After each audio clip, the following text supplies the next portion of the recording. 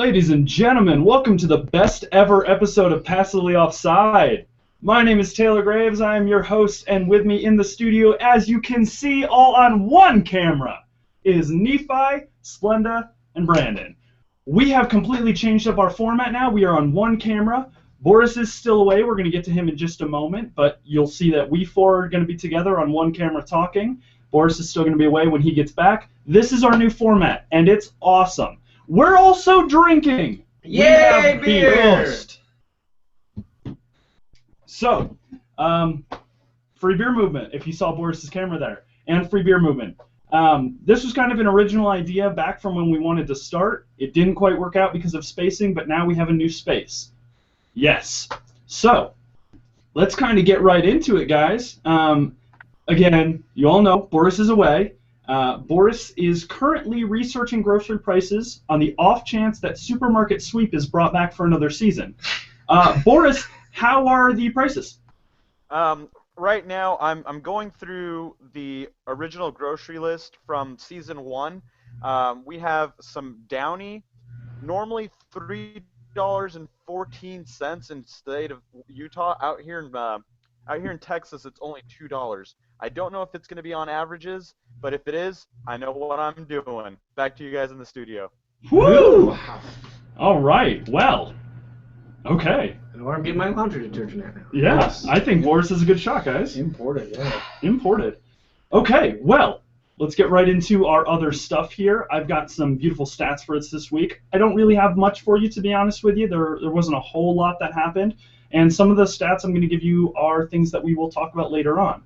My first stat, oh, and by the way, I forgot to mention, scarves, mostly RSL scarves. Remember that we live in Salt Lake. There's a Portland one. Do you have a Portland? Do you have another one? Sporting Kansas City. KC scarf. A KC split scarf from this last year's championship. And then some USA ones. Are we really doing this? What? Well, I have to say, these are RSL scarves, but that's just because we're in Salt Lake. Yes. These are the easiest scarves to get right now. If you would- want to give us other scarves, we're in Salt Lake. Come here.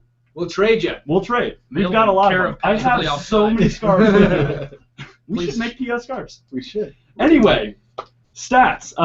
One stat that we're definitely going to talk about a little bit later, biggest thing from us, which made me think of the scarves, Real Salt Lake gets their first loss of the season. And not only a loss, they were destroyed. Absolutely slaughtered. Yeah, that's fair to say. Another stat, again, we'll talk about this a little later. Portland gets a near tie, I would say. I couldn't call that a near victory. A near tie, but did you guys watch that game? A little bit. Yeah. Saw the highlights. Vancouver, Portland Timbers. Second half was good for Portland. It was crazy. Thank you. Anyway, I don't have much else for stats right now. What do you got? Who got that prediction right? The Vancouver, Portland one? Oh, I thought you were talking about the Salt Lake No, City no, no. losing. The Vancouver, Portland one. Who called Don't be that? happy about getting the Salt called Lake that? City. Well, okay, but I was the only one to call the Vancouver I was the only one to One was the only one that Was that called the the only Vancouver one you one. got right? No, I No, got a no, couple he doesn't. other ones. I was texting Splenda during that time, and we were having a heated argument about it, and I really thought Portland was going to come back. I said at halftime Portland was not going to come back, and they almost did. yeah. Let's talk about that more in a little bit. We do have that in our notes. We'll get there. That's about all I have for stats right now. Unless I'm wrong, not much else happened. That would be kind of big. So on to scores. Do you have something, Nephi? Keep going, because Okay. I remember we were talking about something like Okay. Yeah. On to scores. After this past week, we are not including yesterday. I am at 32 of 90. Boris is at 38 of 90 and is our current leader. Brandon is 36 of 87. Percentages. Whoa, We're fixing that. We're gonna fix it. We're fixing it. Percentage-wise, Brandon, you're only 3 behind, and I'm 2 ahead. So I'm pretty sure I'm kicking your ass. Woo! Honestly, Percentage-wise? percentage-wise, I'm up by like I'm pretty 3%. sure. No. You are barely ahead percentage-wise, and we're fixing that. We are going to get everyone on the same level. More about that later on. Nephi is at 28 of 79. Had a crazy week. Nephi won last week. If we're going by weeks, Nephi won. And Splenda's 24 of 80, rounding us up in the back. But you have also had some good weeks. Dude, You beat me last week. I mean, as I get a little bit better, things are gonna start falling into place for me. I think you're kind of understanding the whole thing a little bit more Yeah. now. I think now that I'm watching a little more, it's starting to make a little more sense. And He's putting his boots on. He's being being professional, showing up to play every single day. That's all I'm doing. All right, well, that's it for our scores. We're going to go over to Brandon now with Champions League. Next week, I know last week we talked about Germany. You're going to have Germany next week for us. We're going to, the last podcast before the Cup, we're going to talk about this, what I believe is the strongest team in the group. Yeah. Anyway, we're going to talk Champions League right now. Brandon, just give us a little info on it. All right, guys. For those of you who don't know or just only watch UEFA Champions League, believe it or not, every confederation has their own Champions League. Asian, African, everybody. CONCACAF as well. Champions League, if you're not familiar with the concept at all, is basically a big tournament for the best teams in our region that includes North America, Canada, USA, and Mexico, all of Central America, and all of the Caribbean as well. The groups that were just announced, or just drawn rather, last week, there's only going to be about 4 or 5 groups that American fans are going to want to pay attention to. Group B features Sporting Kansas City, Saprissa from Costa Rica, and Real Esteli from El Salvador. That one's going to be a tough group, namely because Saprissa is a fantastic team, and heading down to Costa Rica to play is a nightmare. Group C is featuring 2 MLS teams, actually, New York Red Bulls, Montreal Impact, and FAS from El Salvador. Basically, it's Montreal and New York fighting for first and second place. Remember, only the winners of each group move on to the elimination stage. In Group D, we have Tauro from Panama, DC United, and Waterhouse from Jamaica. Waterhouse making their Champions League debut, actually. This is an easy group against lower quality teams for DC United. If they can't win this group, they don't belong in Champions League ever. Ever. No matter, I don't care how long. Ever. And Group E, the last group that features MLS competition, has Olympia from Honduras, Portland from the United States, and Alpha United from Guyana. Now, this is most likely just going to come down to Portland and Olympia, but most Portland fans and most MLS fans are going to really hope Alpha United can pull out some kind of result against Olympia to slow them down, because Olympia is a tough team. Just one other note two other notes I want to mention. There are 2 other debutants for Champions League as well. Our buddies from Belize finally got a team in, the Belmopan Bandits. Ooh. Yeah. Like If that isn't an intimidating name, I don't know what is. We all oohed at the same time. Yeah. And then Puerto Rico Bayaman is the other debutante. This is usually a spot that is dominated by the Puerto Rican Islanders from, is it NASL now? Do they still play NASL? I don't know. They play in one of our divisions. Yeah, I know. I don't know. NASL based out of San Juan. Thank you. Okay, cool. Thank you, Talking Box. Yeah, Boris is in this box. It's like Charlie from Charlie's Angels. We don't have to wear throwback. headphones anymore. It's a Now, that said, every MLS team got the short end of the draw on this, except for DC United. I will say something about DC United's draw, though. Taro FC did put up a good showing a couple years ago. They came up and played in Rio Tinto, and they beat Real Salt Lake. One time does not a consistency make. Does not a champion. Yeah, a couple of years ago too. If DC can't beat Waterhouse and Tauro consistently, they don't deserve to be in Champions League at all. We have a payroll that dwarfs theirs. We have talent that has been built here. They have U.S. internationals on their team, despite the fact that he's not playing in the World Cup. But that's beside the point. SKC's got a tough match with Saprissa, and Real Esteli has been known to get some tough results against teams that they probably shouldn't get results against. New York and Montreal, that's a toss-up. Either one of those teams could win it. If New York plays the way they can based on their quality on paper, it's New York's group to win. As far as Portland, like I said, Portland needs Alpha United to kind of slow down Olympia, because Olympia is a tough team. They're a smart team, and they're gritty too. They play really physical, especially for a Central American team.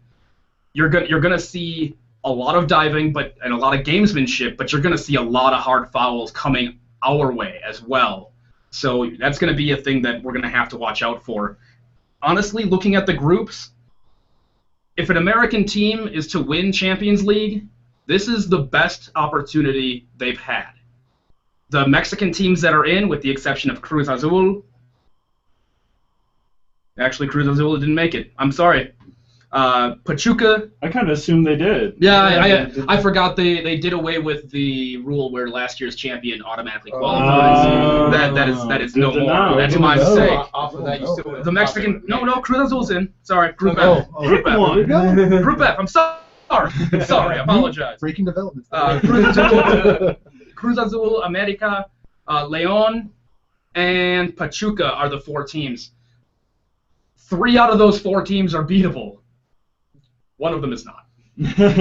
We have to hope for a miracle against one of them. But who do you think? Quick Who's that note one? on Cruz Azul. Thank you. Club America's great. They're a great team, but they're a little shaky on defense sometimes. Very powerful in the attack. Our boss Very. wants to talk. Yeah, boss. What? Talk box. Yeah, we're gonna have to change that from talk box. Real quick note on Champions League. If I were to throw a dark horse into the ring, Municipal from Guatemala qualified. They're actually one of the better teams from that country. Normally goes they get past the group stage, so that's a good one to look forward to. And CONCACAF Champions League brings back our favorite referee, Cheeky Dracula. Just like to There's a guy named Dracula? His name's not really Dracula. Okay. just like to announce This looks like well, He looks like Nacho. because I am looking for grocery shopping stuff, I did find his hair gel for $7.25 at the Meximart. Hopefully that doesn't come up. Hold on. Uh-oh. Hold on. First one of the week. And because we're all together, this looks really good. It does. Dang it. I gotta say I agree with You that can't call. say things like that. It's okay. Every week we're gonna have to just This kick is Boris. bad. But my Are we only gonna now have a red card tally for me? Yeah. Please, my only rebuttal to the Municipal talk is I like how they're in you're the- pointing at the box. Yeah, I am. I'm pointing at it because it's you. This is you right now. The only problem I have with you calling Municipal a dark horse, at least this year, because they are a good team, don't get me wrong, they have Pachuca in their group. They're not... I can't see them getting past them. I can see them maybe getting a draw in Guatemala. I can't see them getting a result in Mexico, though. Okay. So I is this have like to take you guys to Estadio Mateo Flores. It's a good stadium. I have a feeling that it's not a good stadium in your mind. So he took a sip of his breath. It's a smile high. What were you asking? I was asking because Champions League. Is this kind of like the World Cup where everybody just plays everybody within their own group? Yes, Yeah. yes. So So, you so play it works. Is a there lot. 2 legs to it? Yeah, explain Like, explain so- Champions League for those who So the way the group stage will work is each team will play every other team, both home and away. Okay. Because it's only a 3-team group now, it used to be 4. I miss those days desperately. But now, because it's now only 3 teams, instead of the top 2 going on to the elimination stage, only the best team from each group goes on. So that's why I see Municipal having a real big trouble getting out as well, because one team gets out of that group. Yep. And I don't think it's going to be a Guatemalan team when there's a Honduran team and a Mexican team in the same group. That's a tough group. That's as close to a group of death that this Champions League can produce. Yeah. Okay. In the way our drawing system is put up, because a U.S. team can't play a Mexican team in the group stage. Really? And Yeah, if you're an Because they're MLS the 2 top fan, seeds. Oh, okay. we care about Champions League. Yes. One thing that I do want to add about Champions League really quick, the winner of Champions League gets the right to represent this confederation in the Club World Cup. Yes. Basically, a global tournament that only the top 6 teams in the world get to be in. Teams that won their respective Champions League. So, For example, Real Madrid just qualified by winning UEFA Champions League to go to the Club World Cup. So if you ever wondered what Barcelona and Bayern Munich's crest that they had in the middle of their jersey throughout their seasons, it wasn't the Scudetto for their season. It was being the winner of the Club World Cup. You get the nice little FIFA Scudetto in the middle of your jersey that says you are the best club in the world because you went up against every single affiliation, just like adding a star on the jersey type of thing. That's how it recognizes the winner every year. And one thing I wanted to add, a U.S. team has not won Champions League since it switched formats from the CONCACAF Cup to actual Champions League status. The LA Galaxy won it a while back. However, there was no Club World Cup that year due to financial problems. So they never got to play in the Club World Cup despite the fact that they earned it. Oh, okay. So a U.S. team is never represented at the Club World Cup. It's a big thing for our league. It's a big thing for building a global brand, which is exactly what Don Garber wants to do. That's what everyone wants. Yeah, absolutely. Yeah, but he preaches consistently about wanting to be one of the top 10 leagues in the world, and you're not going to do it until you win this tournament. Yeah, we're definitely going to talk about how MLS is going to evolve this later on in the season. There's going to be some breaking news at the end of this season with the salary cap being changed, and we've seen recently with the signings that have been going on, which we're going to address later on in the show. This is good news. As of right now, we don't know if the salary cap will change or not. What we're speculating that off of is that the collective bargaining agreement is null and void at the end of this year, and it has to be reformatted and remade. That is why we can speculate that the DP rules might be able to go up and the salary cap might be able to go up, especially with the amount of money and influx that MLS is getting. If they don't do it, it's a disservice to every fan of this league. Okay. Boris has an awesome robot voice every now and then, everybody. Boris, are you a Transformer? I am Optimus Prime. So the question I was going to pose is, in the NHL, the NBA, and the NFL and everything, we've seen these collective bargaining agreements, and talk about those has reached a point where we've missed part of the season because of these talks and negotiations. A couple years ago in the NBA, the CBA, the collective bargaining agreement negotiations, went well into October and November, so that we had a shortened season. Do you think that's something that could boil over in the MLS, or do you think it's just not something that, like, the egos aren't really at play like they are in other major sports? I'll take this one specifically because if you look at the wages for every single team in this league, the only thing players have to complain about is the incredible disparity between a high-paid player and your average paid player. Because your average player, I mean, your rookies are bringing in 45 to 60K a year, and your consistent contributors on the team are bringing in a little over 100,000 to 500,000. Yeah, and this brings in with Kansas City, who they just lost an extremely important person. Yes, from, they did. Because a bigger club came and said, it's not necessarily even bigger, but they said, hey, we'll give you more money. And they're going, well, we're going to get more money out of this so we can spend it. That rain. But if our cap goes up, we won't see these players leaving for that money. They will want to stay in MLS because we can actually pay them what they're deserved. But I don't think you're going to see a part of the season drop, namely because the average player in this league only wants to see their pay increase. They don't expect to see their pay increase to star status. They don't expect to be being paid what friggin' Jermaine Defoe is getting paid right now. They don't expect that. Clint Dempsey. That's not even funny. All right, Boris wanted to add something in here, and again, because of the way it's difficult, but Boris, give me things. Yeah, only thing I wanted to add, the only reason we were able to speculate about prices and what people get paid, just for common knowledge so everyone can know, you can go to MLSPlayersUnion.com, and from there you can actually view the exact pay that every player in the MLS is getting, since it has to be public knowledge. Back to you guys in the studio. All right, cool. If you heard us whispering, I'm sorry. We're going to move on now. We've talked about CCL. Get me off of CCL. Yeah. I love this competition. Brandon will talk about CCL this for the next 6 podcasts. And when I say the next 6 podcasts, I mean he's going to sit right there. We're going to go home. He's just going to keep talking at this wall because I'm talking to the camera. You're just going to talk and talk and talk. All right. Let's move on to a little bit about the U.S. men's national team. We're going to talk about the game from last weekend first. Okay. I thought you were doing the Salt Lake side. I was confused. I'm wearing U.S. stuff, too. I got my U.S. Hey, look at that. I know, right? Yeah, right. Okay. World Cup.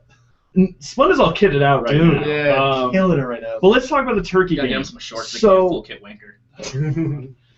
So why are you just showing off Nikes? USA. I don't care. Dude. Okay, put down your Nikes. Anyway. My biggest question from Turkey's game, at least the first half, how can we strengthen our defense? In the first half, our defense looked awful. Second half, we brought Beckerman and... No, we just brought Beckerman in. Oh, Brooks. But the biggest thing... Brooks wasn't. When you saw the strengthening in the second half is because they adjusted the midfield. Yeah. Bradley came back more. So from what we hear from what Klinsmann told him to play is that when you're on offense, Bradley's more of a diamond. But as soon as you lose the ball, we have to transition more into the flat four defense. So Beckerman and Bradley are playing next to each other in a more deep sense. So that's why you see in the second half the chances Turkey had were not as great. So the biggest question here is, were those subs part of the solution? Because in the second half, they didn't have as many chances. We shut down really well. They got that PK at the end, but that's honestly, talk to any soccer fan, a PK is different than a normal goal. Yeah. Okay, a point's a point, a goal's a goal, doesn't matter. But a PK is not the same as you running up and booting one in. So my opinion is the defense, even though they got scored on technically at the second half, were significantly better. So the big question, and to get Boris talking a little bit because I know he feels very isolated right now, Boris, do you feel like those subs were part of the solution, or what was it to you, and how can we continue to strengthen our defense? Yeah, they definitely were. You look at Kyle Beckerman, he lives in that diamond. He lives in that center defensive mid-role. You send him into the game saying, hey, play your role, play what you're comfortable with.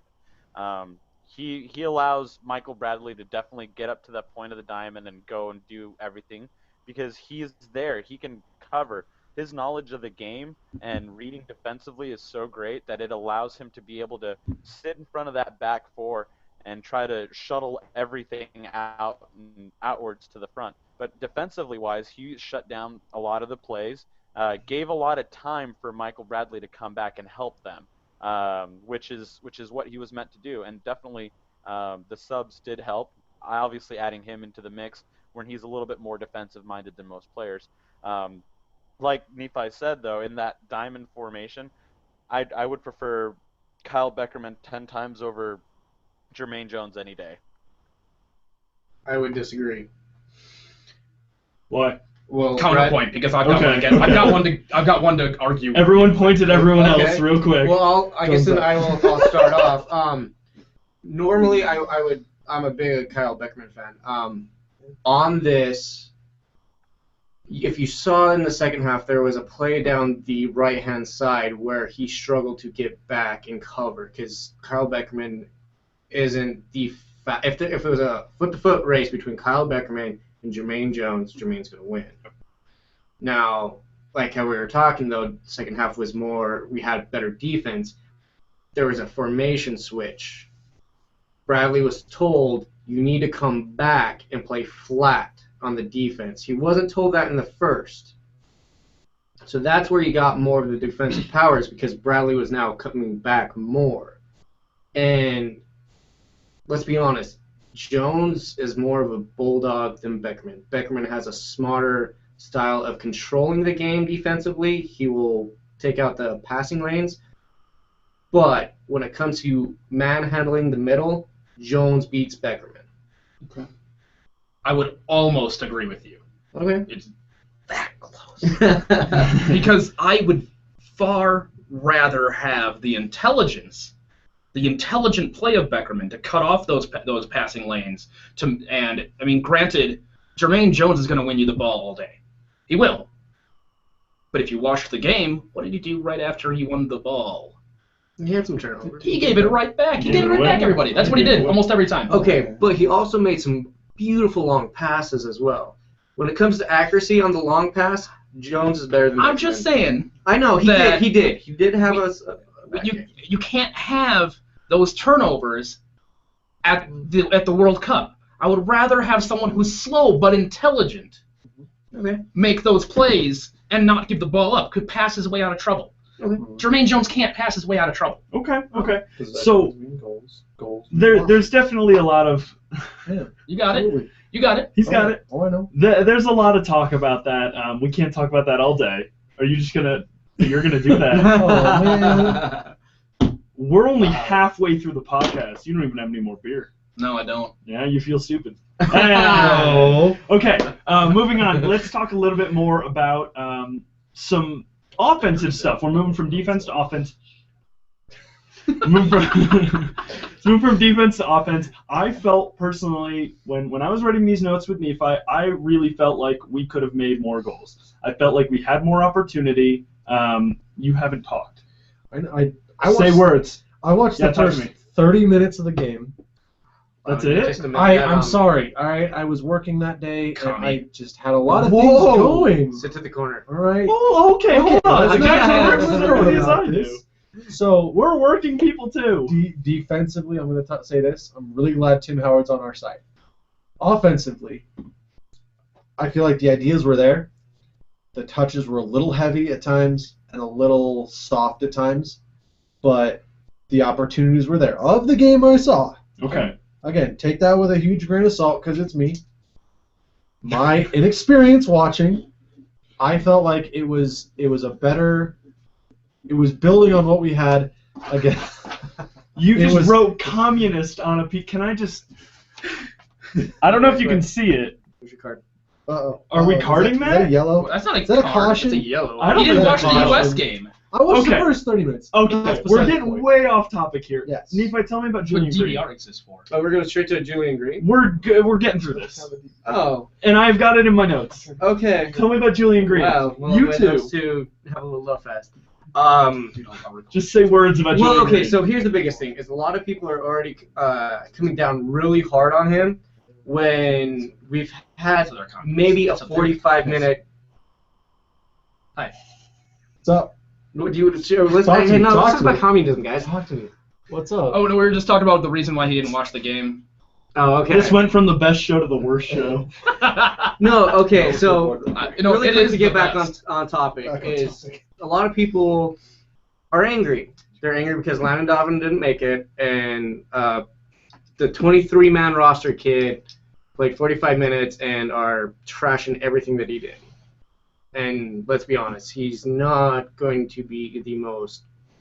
He's not going to blow things up in the World Cup. He's not. And to be honest, I don't think he's going to get any minutes in the World Cup. So you hate him. I don't hate him. I didn't say that. My statement was this. He's the 23-man on the roster, which there's always that one person who doesn't see any minutes. Yeah. There's always that one person. There's always one guy. That's You mean Nick true. Raimondo? Well, Oh, come on, man. Hey, if he gets minutes, that means that both Brad Guzan and Tim Howard broke their legs. yes. What All right. about red cards? They could... But That's anyways, true. to be honest, and I understand people being upset because of Landon Donovan. Get over it. Oh, can I... Hold on.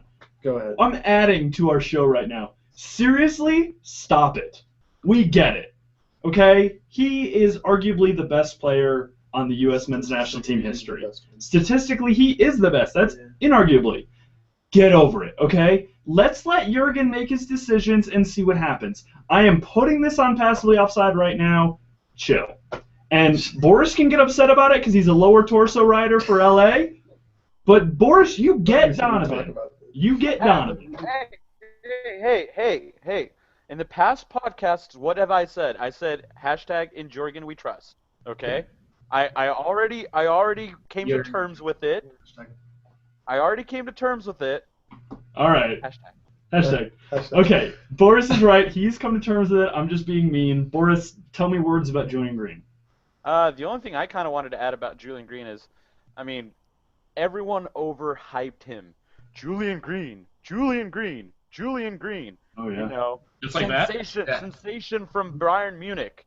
You know, no one actually watched any of his fourth division games. I mean, the most people probably have known of him was his 2-minute cameo during a Champions League qualifying game for Bayern Munich. I mean, he's had 2 games in friendlies with us. That's not going to mean anything. The fact that he's being scouted and Tottenham is about to make a move for him, I mean, people are watching him. People do want him on their team. Now, will he move? We can speculate yes or no on it. Do we want him to move? I honestly think he shouldn't. Bayern Munich's got one of the best, academies and systems going up, and he should stay.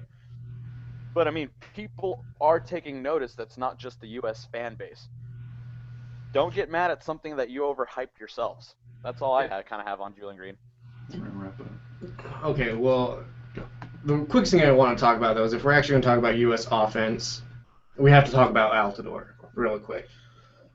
I mean, we haven't put another forward for the U.S. men's national team in the last 6 games. Brendan is visibly upset right now. No, keep going. No, I'm waiting until you say what I think you're going to say, and then I'll rebut. If you're not going to say that, then I want to let's be quiet. Okay, make it quick. But here's the thing. Here's the thing. In these last games, he's been doing. Hold on. Boris, that's 2. Well, what do you do now? You can't see it because it's in chat, but it's 2. Well, don't say that. I was whispering. You might be able to hear it. Okay. Anyways, back on topic. Altidore, in these last friendlies, has been doing what we need. He hasn't been the sharpest in the confidence where he actually goes at keepers like he used to, but as far as holding the ball up and making plays, he's doing it, and that's what we need from him. Because we have no one else. Brennan, did I say? No, you said what I wanted you to say. All right, guys. What I thought you were going to say. All right, guys, we're moving on. Let's move on. We're I moving thought you were on. going negative. Oh, no. No, you went positive. No, Boris went very negative very quickly and got a red card for it. No, we're not doing that. Nope. We're going to move on. Sending it back over to Boris. I don't know why I'm sending it back over to Boris, but I am for the of the week players. Go for it. Hey guys, I'm every once in a while I gotta liven up the show, right? That's all I can do from back here. Going to our awards of the week, goal of the week, we are going towards Will Johnson, Portland Timbers. I have to admit his volley goal was amazing, but that setup play by Adi to chest the ball and then just hit it over his head, knowing exactly where Will Johnson's run was. That's assist of the week for us there. Just cutting in real quick. Tell me about that goal, because you made a point. I want you to talk to me about that goal. The setup came probably 2 yards on the Timbers' offensive half on a clearing ball from whoever the Portland defender was. Adi, right? That's his name. Adi hits it once with his chest to control it, once with his foot, and with his eyes is watching Will Johnson, with his eyes still on him, taps it with his right foot, goes over his right shoulder, and Johnson just one-touch volleys it in. It goes from 2 yards inside half to the back of the net without touching the ground. Without touching the ground once. Without touching the ground once. That is what, in my mind, made it goal of the week. Splenda made a big deal about it, so I wanted him to tell me. As soon as I saw it, that was goal of the week. Yeah. I concur. All right, Boris, give me the others. And just to go ahead and say, well, how big that is on goal of the week, we had rockets this week. Pizarro from SJ launched a 40-yard blast, and they all got beat by that play. When it comes to save of the week, from what we have here, it was Tally Hall who got save of the week. I just going off of the notes here from you guys. So it's not Tally Hall. So I sent these notes to Boris. I forgot the guy's name. It wasn't Tally Hall. It was his defender. Ash. It was Ash. Yep. Thank Corey you. Ash. Oh, Corey Ash. yeah. His Corey Ash. defender runs on the line and saves it right off the line. Yeah. Then Corey Ash, save of the week. There you go. He'll play. We don't have a player of the week this year. This week. This year? We don't have a player of the week this year. We're gonna go ahead and just name player of the week the crossbar. Yeah, crossbar. Back to you guys in the studio. All right, thank you so much, Boris. The crossbar wins player of the week. Wow, good crossbar. That sounds like laziness. Yeah. All right, It's been a busy so week for a lot of us here. I said before that we were going to come back to some MLS topics from my news, and we are doing just that right now. Right now. It's about that time. Oh no. Our biggest thing that we want to talk about, it's not because we're RSL fans, it's because it is the biggest news of the week. RSL gets their first loss of the season. Their first loss. That's a big deal.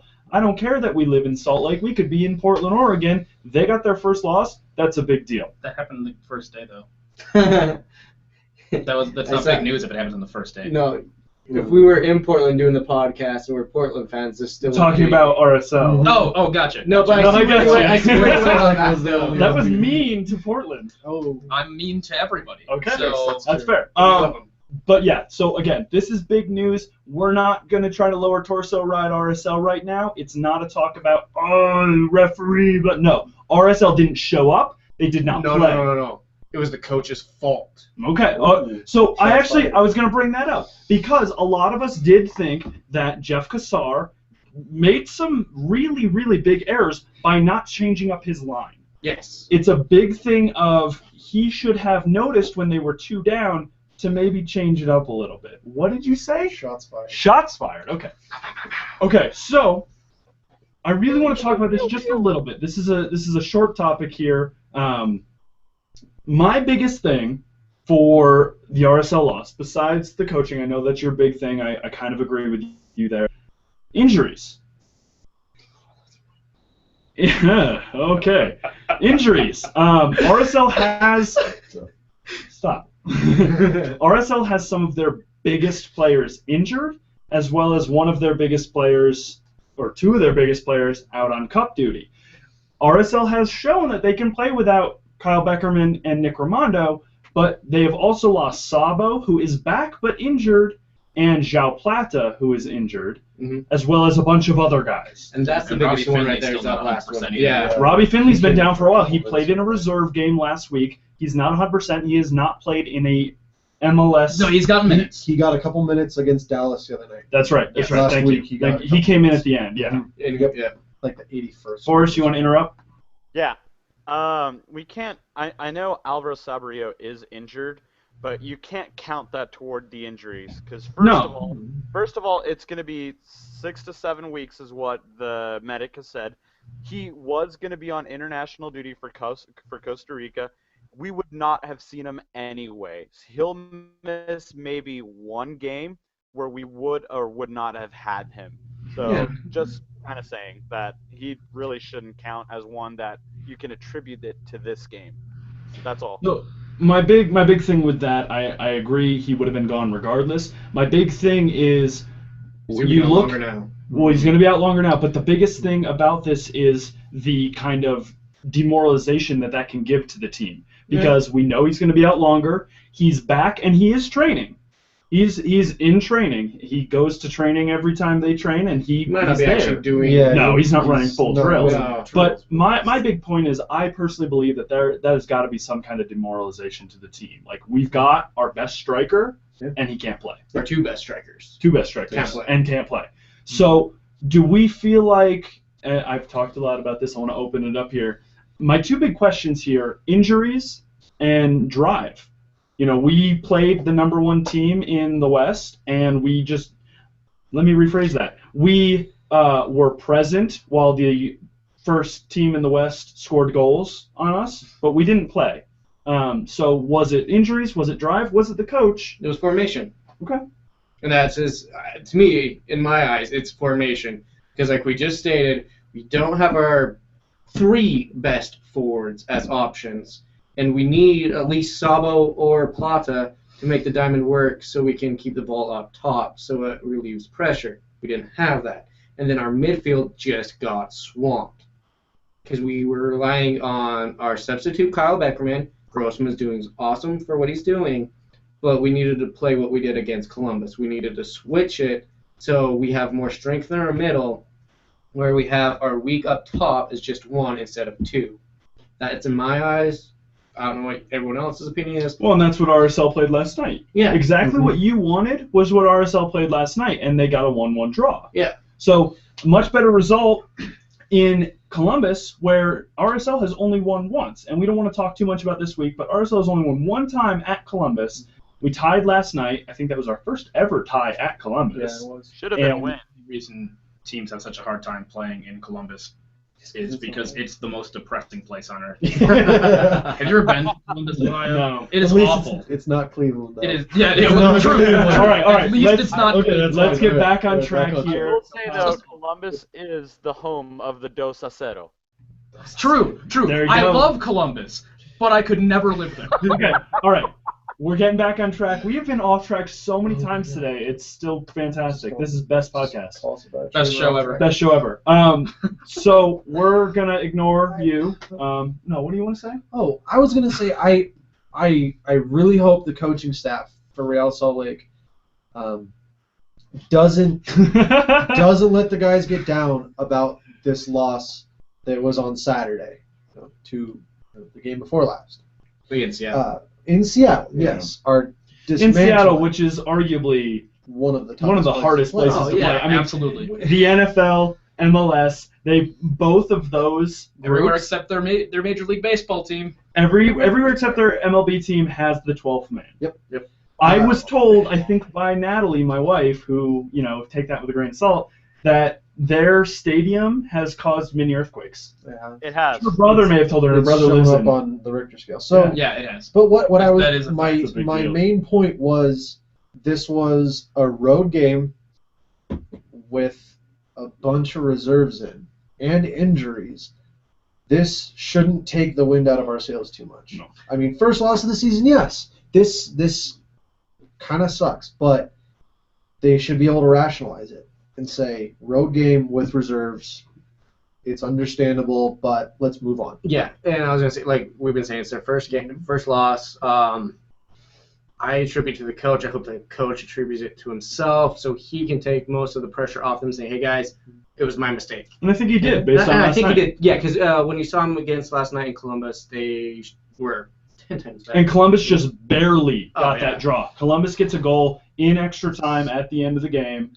Barely gets that goal. Jeff Attinella, What a game. I'm calling it right now. He- There he have told- not been enough games, but if everything were to stand as of now, Jeff Attinella gets goal save of the week for next week. Stood on his head. the Which entire one? game. Which one? The- There's so many. The save, though. There's Yeah, like a couple 4 good of diving the. saves. No. No, That there's the one with from the- outside no. where it curls in. Yeah, Oh, yeah. yes. Yeah, Yeah, fair that enough. was- Right foot. Or just to go off topic again, the air might get save of the week because Yes. PK. Yep. that PK PK whip. save. Okay, we're not talking about this week right now. We're Alright, talking about anyway. last week. Let's move on a little bit. I want to go to Boris first because, again, I miss him. Portland has another high-scoring game, 7 total points. It was a 4-3 loss. They came back in the second half, though.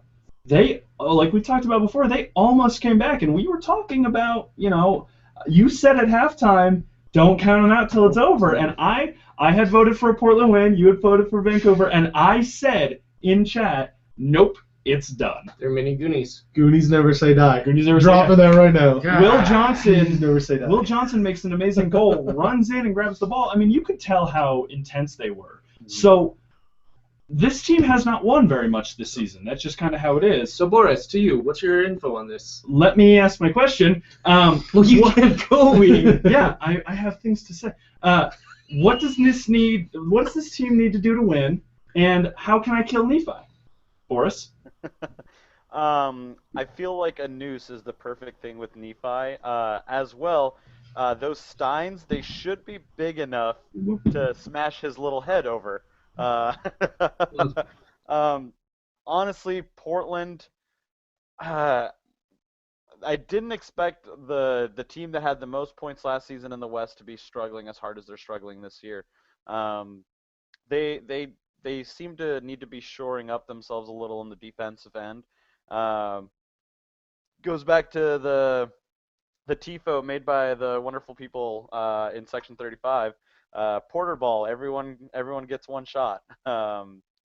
But I mean, if they can keep putting in goals the way they're doing, and then keep from giving up stupid plays, I'm looking at you, Ka, with that penalty. Portland should be able to start winning more games. It also sucks for them that they had to have 2 penalties against them early in that game. Okay, cool. Yeah, I mean, the 2 penalties definitely did it in my eyes. We're going to jump ahead just a little bit. I want you guys to talk a little bit about Portland trying to get Lescott from Man City. That's a big one. I said that very nonchalantly, but it's kind of a big deal. Brandon, kick us off here. Let's wrap this up real quick. We got other stuff. Well, because of Manchester City's recent, what's the word? Financial failure? No, it's a good word for shenanigans. We'll go with financial shenanigans. Okay. Yeah, we'll stick with transgressions. Apparently, shenanigans is the word. Shenanigans is the word. All right, drinking there we go. Okay. I can't anymore. It's empty. going. So, because of their financial shenanigans, they got hit with some pretty big sanctions from UEFA and the EPL. And as such, they are in a situation where they kind of have to sell several of their English players. Okay. Julian Lescott is going to be one of them. Scott Sinclair will most likely be another one. And I forget the rest. That's all good. Okay. Julian Lescott seems to be on the move to Portland. Is it official? Do we know? No. All we know is that all we know is they have offer's a been been made. Yeah. Okay. There's a couple other teams, of course, looking in on him. I mean, it'll be a good pickup. He's a good player. He is a little older. But it's just like the recent signings that New York made. A guy just barely into his 30s, playing at the highest league, highest levels. Okay, but a defender in his 30s versus David Villa in his 30s. I think that is not. I think center backs, the comparison you want to make. No, but I was gonna say I think those center backs have a little bit more in their legs. Yes. Than offensive forwards. But one also makes a much bigger impact on the field. Well, for Portland though. All right. No. But David Villa. Oh, I'm not saying I agree with you on that. I'm just saying that I think Lescott coming to Portland would be a big impact. You know what we're going to do? We're just going to put you guys in a room one day. Yeah, you guys can just figure it out. We're just going to put you in a room and let you talk to each other. It's good banter for the show. Shut up. All right, let's move on here. We're going to talk about one more signing real quick before we get to your favorite segment, if I can speak. New York FC, NYFC. NYCFC. New York City FC. They're doing NYCFC? Yes. Okay, cool. Okay. NYCFC, thank you. Signs David Villa. Just throw money at the just throw money at it. You just did That's that. what you do. Can you make it rain for me? Did anyone here see the figure though they got him in? So they are trying to, or they have acquired David Villa from Atletico Madrid. Yeah. Do we know the number? Do we know the number? We don't. MLS teams have a bad habit of not sharing the number. Yeah. Well, did you pay him for sex? I did. Whoa. Sorry. No, I didn't. It's a family podcast. I'm sorry. I apologize. That was me. Shut up. Go on. Anyways, where's your red card? I would imagine he's going to make the same amount as Bob Defoe, if not a little bit more, which he deserves. If you don't know about Atletico Madrid, I mean, oh, never mind. You're right. You're right now. He used to play for Barcelona. He did, but he's playing for Atletico Madrid, yes, I'm who aware. just played in the Champions League. Against? Real Madrid. A la Madrid! Yeah, I was waiting for that. Anyways, you just stop talking, Box. Anyways, this is arguably the highest level of play coming to the MLS. And it's not someone who played on the bench. This is someone who had an impact for their team. Would you liken this to like a David Beckham kind of thing? No, this is bigger. Yeah, it's bigger. Bigger. Yeah, this is bigger than Defoe. He's better than Defoe. Yeah. Coming. So New York NYC FC is going to definitely have. Yeah, I know. We're going to go to our turban analyst in the Middle East, Boris. I am here with Sheikh Mansour. He went ahead and told me that they're paying David Villa a lot of money. I mean, he is the leading scorer for Spain all time. And just announced today by Fox Sports Australia, in part with the City deal, Man City also owns a portion of Melbourne City in the A-League. David Villa will play 3 or 4 games in the A-League while waiting to be part of NYCFC. Back to you guys in the studio. And that was great commentary for our most racist commentator on the show. We're going to have a sit-down with Boris later. Can we just, instead of putting his picture, just put a red card? I mean, it has to happen eventually. We're supposed to be giving racism the red card, so I say this is a good idea. Change his picture I mean, honestly, that was racist. That's 3. That is the most in one night. That so is. far. So far. Okay, we are going to drop this topic. We are going to move on to the end of the show. This has been a very long show, and if you have watched, I can tell who's watching. We have won. Thank you. We love you, Charles. It's probably Charles. It's probably Charles. It is Charles. We love you. We love you, whoever you are. If you're Charles, I'll see you soon, hopefully. Anyway, we're going to move on to the best part of our show. Before we get to the predictions themselves, we actually have a winner of. I should actually get this ready because this is a little. Will you hold on to that for me? We have a winner of the Moose Loose About the Hoos Cup, aka the Canadian Cup. And that is a well-deserved and worth-it red card. Hockey stick tap. Hockey stick tap. That's not racist. That's pretty Canadian. bad. That's hockey. The winner of the Moose Loose About the Hoos Cup is Montreal. They won 1-0 and a 2-1 aggregate. And you got to remember, though, MLS new rules, they just qualified. If I remember right. Yeah. Just qualified. Yes. For Champions League. Yes. Yeah, they did. Yep. Yeah. That's what that one. That's why Montreal was in the same group as New York. Yeah, which is ridiculous. So I wanted to see Toronto in with Jermaine Defoe and everybody. I wanted to see what they could do against the Mexican club with that kind of star power. I'm a little frustrated, honestly, that Montreal won that. Yeah. I'm a little pissed because Marco De Valle is too old to beat a Mexican team. I really thought Toronto was going to win, but Canadian friends, step it up. Guys. You lost to French Canada. You lost to the French version of your own country. That's a little. Regard him. Is that racist? Is that you lost to the group of people who are that is not racist. That is a yellow card at worst. You lost to the group of people who thought the Maginot Line was a good defense. Anyway, let's move on. Anyway, we're going to go into our predictions here. Because there's already been a game. Actually, first off, just telling everyone what the score is from last night. 0. No one picked ties. No one picked a tie, and no one picked another tie. So we're all at 0 for the week. I am kicking us off with Houston and Sporting Kansas City. This is my only one. Everyone else has 2. Make sure you look at that. I have Sporting for this week. In fact, everyone except for Brandon has Sporting this week, which is a little surprising. You have a draw. I called a draw. You called a draw for this. Sporting hasn't won in a while. Okay. I don't think they're going to turn around right now. That's all. It's just, you know how I said that they're a hot and cold team. I think they're going through their cold streak right now. They'll have one really great game, and it'll be an unpredictable thing. And when that happens, they'll be hot again. Okay, cool. Well, we'll see what happens with that. Boris, over to you. You've got a couple for me. Yeah. First game that I've got is TFC versus SJ. This pains me, but I'm going with the winner. San Jose will beat Toronto FC. I'm the only person in our group that has picked San Jose to win. So hopefully this ends up being an extra point in my book and none for you guys.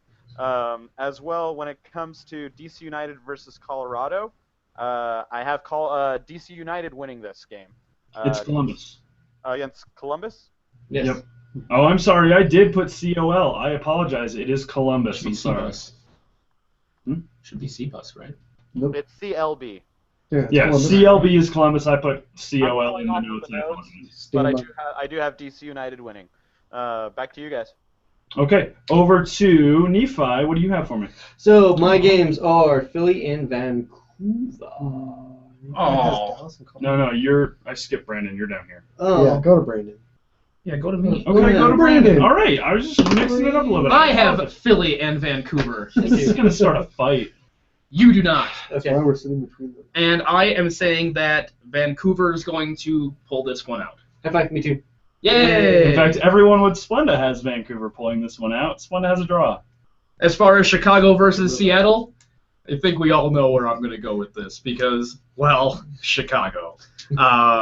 Seattle's going to win this game. Again, in fact, everyone has Seattle winning this game. Pretty handily Yay. because, like I've said before, Chicago isn't in the business of winning. They're in the business of just being there. Knee slapper. Knee slappers, yeah. All right, over to Nephi. You got 2 for me I as love well. ripping on Chicago. Yep, I've got Dallas and Colorado. Sure it's not Columbus? Yeah. It's actually Colorado. It's actually I did it Colorado. right. I did it right. And I actually went No, with I really Colorado. don't. Who would have thought me pick Colorado? But I did. And then Arcella and Portland. I see PDX and I want to say Phoenix every time. Yeah. It happens. I know. It happens. I went with a draw at home. Okay. Cool. The rest of us have RSL No. except for Boris, who has Portland. PDX. Okay. Interesting. Schrader. See how that works out for you. Watch them win, and then you're just gonna eat I it. am in the lead. Arsenal All right. doesn't lose. All right. Splenda. New England and the Red Bulls. New England has been hot. Red Bulls have been hot as well. The one development that kind of influenced my decision was Thierry Henry is not playing this week because he has a chronic Achilles tendon problem. He's not playing on the artificial turf. So that is the reason I went with a draw.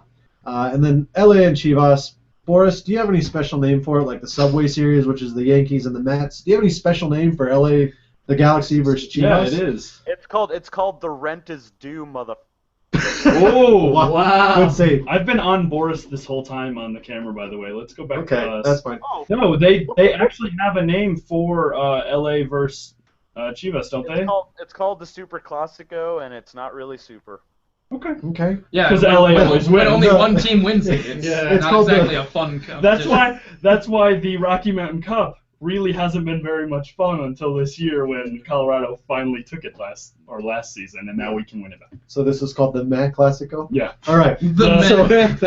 in the Meh Classico. And the rent due cup, I guess we Yeah, could call it, the is rent due actually cup. true because Mhm. Chivas pays rent to LA Yeah. for that stadium. Anyway, everybody went with Galaxy because, it's the LA Galaxy. And Chivas. So, All right, cool. Well, that has been us. I'm going to send it over to Boris. Boris, take us home. Thanks again for tuning in, Chuck. We love you, and everyone else that ever gets a chance to watch this here and there. Make sure you follow us on Twitter. That's www.twitter.com/passively_off. We're also on Blogger, passivelyoffside.blogspot.com, and of course Facebook, facebook.com/passivelyoffside. From here, out in Texas, checking for groceries. Good night to you guys, and from the studio, good night to you guys too. See you next week.